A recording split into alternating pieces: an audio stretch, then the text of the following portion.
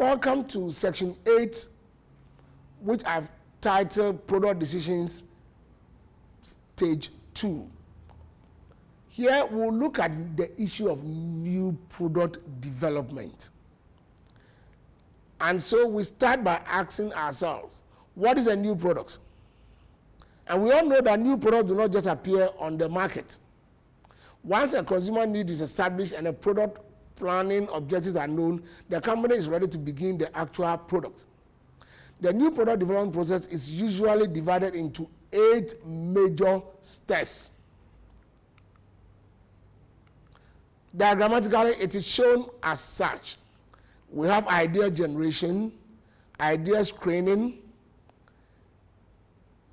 concept development and testing, marketing strategy development, business analysis, product development, market testing, and commercialization. We'll go through each stage briefly for us to understand the new product development process. First, you have idea generation. All new products begin with new ideas. So most companies, what they do is that they try a systematic set for new product ideas. And the ideas can normally come from customers, those who are buying. You actually ask them to give you ideas so that you can come out with a new product for them. It also goes to benchmark competitors. Look at what your competitors are doing. Learn something and then produce something. Look at your distributors. Find out from them whether they can give you ideas about new products. Talk to your suppliers of inputs. They may also give you new ideas. Once you bring all these ideas together, the starting point has taken place. Now you screen all these new ideas. So idea screening is about a process to spot good ideas and drop poor ones as soon as possible. And many companies have systems for rating and screening ideas which estimate. In other words, one of the criteria for, or some of the criteria companies can use to screen these ideas would be, assuming we follow this idea that you are providing, for example, when the product is ready, what will be the market size? How much price should we charge? How long will it take us? And how much will it cost us? What will be the rate of return, which accountants are so happy about? What is the rate of return? How much return are we going to get from the money we are going to invest? Once you screen the ideas very well, some of the ideas will be dropped. Others will continue to the next stage. And that will be the third stage, concept development and testing. Once you have a product idea that has survived the screening, you move to stage 3, which we call the concept development and testing.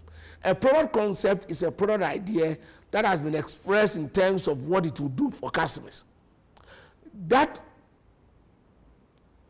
product concept, which you try to state clear what the product idea will do for customers, is what you are going to test. So take a typical product like Need Fufu. You ask yourself, what is the concept behind Need Fufu? The concept behind Need Fufu is that you want fufu that is less stressful to prepare, is fast, is hygienic, and is a little light. If this is the concept behind Need Fufu, then you go out and test them. Find out from these customers whether they will buy such a product. When you do that, you are testing the concept. So, develop product ideas into alternative product concepts. Test the concept with groups of target customers. Choose the best one. Now, once you've selected a concept, you develop a marketing strategy. In the marketing strategy, you are going to ask yourself, 1, who are the target market? How should the product be positioning to them? What is the expected sales, expected profit, and what market share am I going for? Part 2 will look at the price you charge, the way the product must be distributed, and then the budget that you put in place. Then part 3 will be sales and profit goals, and then the marketing mix strategy that you're going to put in place. Once you finish with part 4, You move on to part 5, which is called the business analysis. And in this stage, you're going to do simple thing. You compare the revenue against the cost. So business analysis, you review all the sales, the costs, and compare them. Find out whether the product is going to be profitable if you continue. So here, if the product is not going to be profitable, what you do is that you eliminate the product concept and minimize your losses from here. But if it's going to be profitable, you say yes, and you move to the next stage, which is the product development stage. So in the product development stage, you do what we call sample development. And once you're going to do samples of the product, think about the core product, think about the physical product, and think about the augmented product. Clearly, once you have the core product, the physical product, and then the augmented product, you're going to have a sample or a prototype which will come up. Normally, it makes sense not to produce on a large scale at this stage because you don't know the reactions of the market to this product. So what you do is that you do the 7th stage, what we call market testing. In market testing, what you do is that you're going to give a sample of your product to reps of your target market and find out their reactions. I guess most of you have tested products for companies before it actually got to the market. Now, the purpose of doing this is to find out customer reactions to the product and the modifications that are perhaps expected before the product gets out. What the risk is that some people may hear of it and quickly counter it, but that is not a case that you will not go for it. Please do that. Okay. There are a lot of companies that have contacted us which wanted to test their market. So discuss with your colleagues and find out which products they have observed them testing at this stage.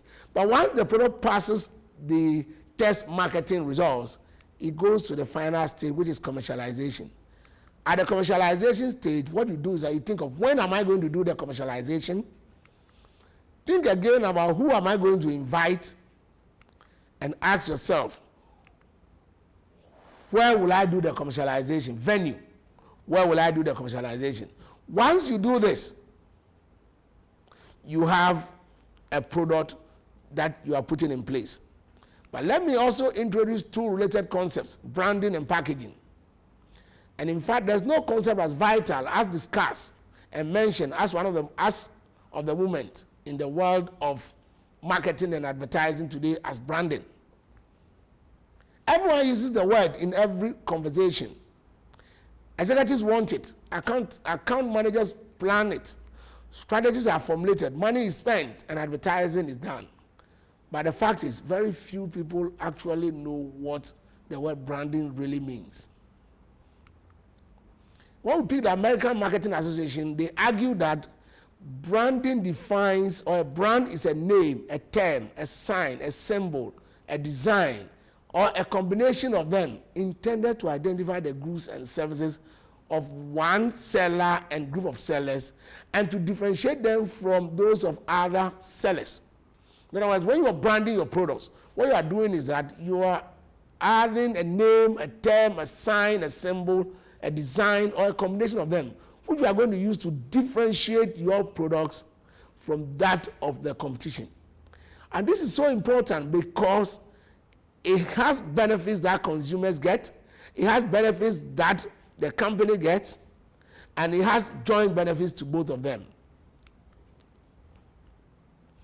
Now, branding is a huge aspect of marketing, and principles of marketing will not be a place to teach all about branding. But what you should know is that branding is a critical issue in marketing. Now, if you go home, just go and buy 2 products, maybe Ideal Milk. Peel off the label from one and keep the label. Compare, and you see the difference between a product and a brand. There are benefits of branding to businesses: recognition and loyalty, projection of image and size, projects an image of quality, projects an image of experience and reliability, and you can do product line extensions easily if you have a good brand.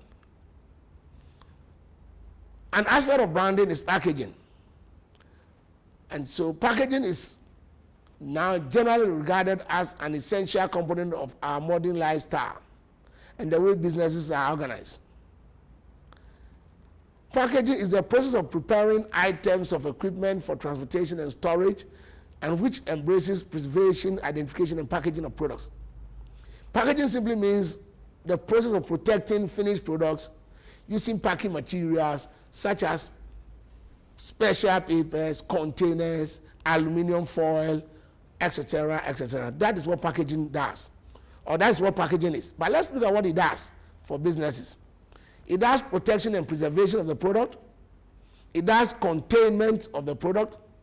Packaging communicates, and some people have called it the silent salesman, because they're saying that when products are properly packaged, they communicate in the shelves, on the shelves to consumers. Then they make it easy for people to use the product. And you have materials that are used for packaging, and you can go through them. The last part of this slide will deal with the product life cycle, which is an important concept in marketing.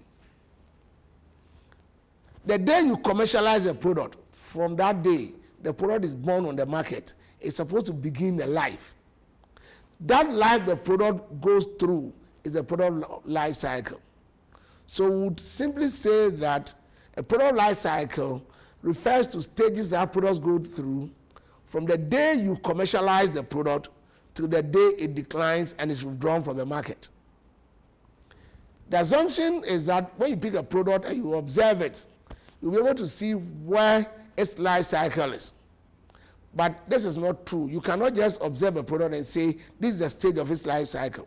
So one way of doing this is to look at the sales and the profit that the product is making over a period of time.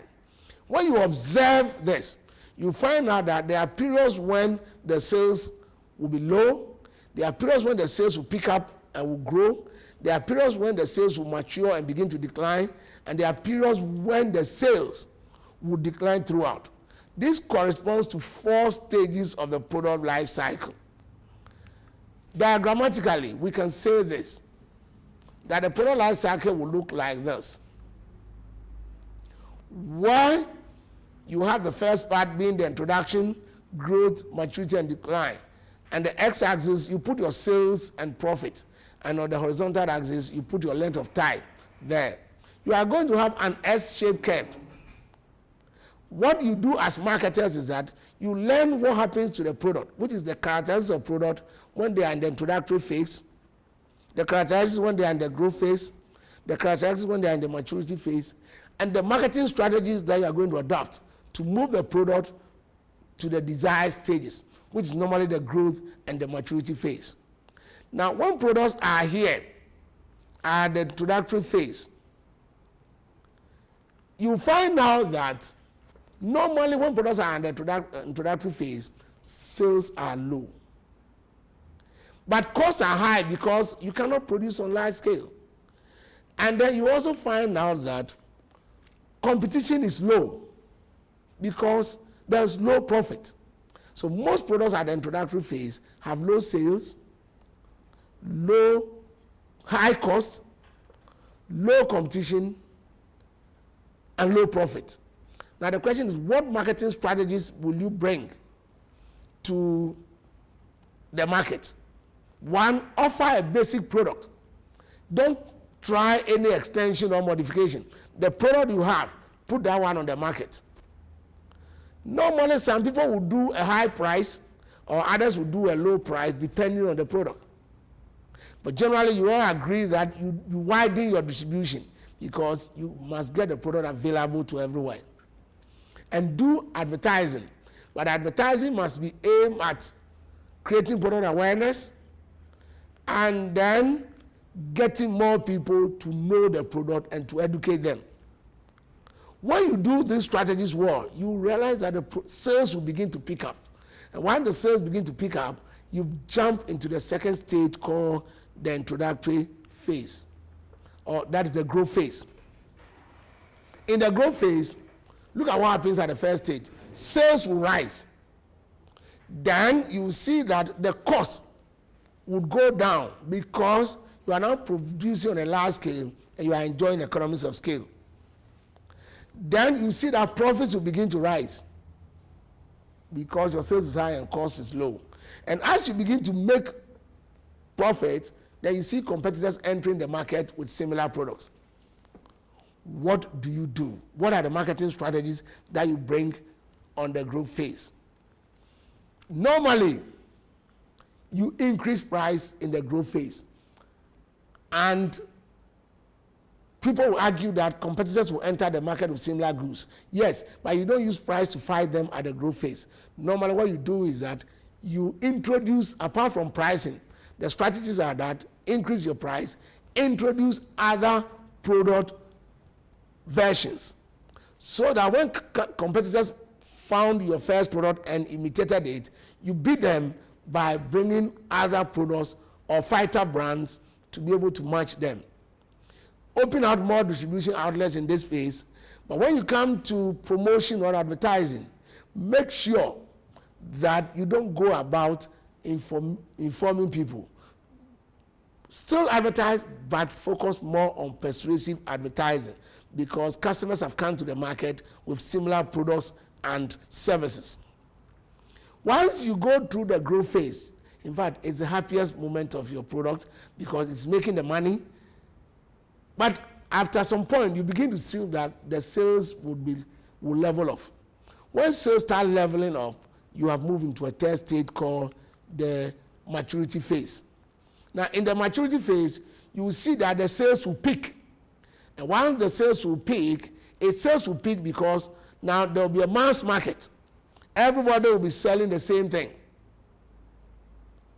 Yes, you may still be getting low cost per customer. So the features are that the sales will peak and begin to decline, profit will peak and will begin to decline.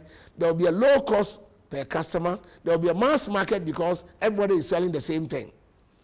Now, you need some marketing strategies to be able to get the growth stage going. What some companies do is that some will cut down price. Well, if you say you cut down price, that's okay, but I'll classify it as a lazy approach. Some will look for new uses for their product. That is okay. But in the long term, all these things will not help. Some people will do buy one, get one free, or adapt what we call sales promotion. The sustainable thing to do is to find out why has the market peaked. And you realize that the market mostly peaks because of customer fatigue. Customers have been buying this brand for so many years. Now they are tired. You bring in something that will ginger them. That's a sales promotion. But if you want customers to be accustomed to the product now and let them have some excitement about it, then you pick the product itself, change the formulation. So what you do here is that take the product, reformulate the product, rebrand it, relaunch it, and call it the new, and put the old name there. Once you do that, customers want to come and try it and see whether it is a new product. If they find out that it is new, they will be happy and stick to it. The sales will pick up again. But if the customers look at it and they find out that it is just cosmetic new, you're going to be in trouble. It will immediately come back again to the decline stage. You see a lot of products that you see them, the new Guinness, the new graphic, all the products that have gone through this stage, you have them. But if consumers really did not see anything new about the product, it would fall. The sales will fall. Now, come to the decline stage. Well, you may do all these things, but we are told that whatever goes up eventually comes down. So, in the decline stage, you see that your sales will fall throughout. Then your cost per customer begin to rise. So there will be high cost per customer. Your profit will decline throughout. And most companies here cut down price to be able to survive. What are the marketing strategies that you do?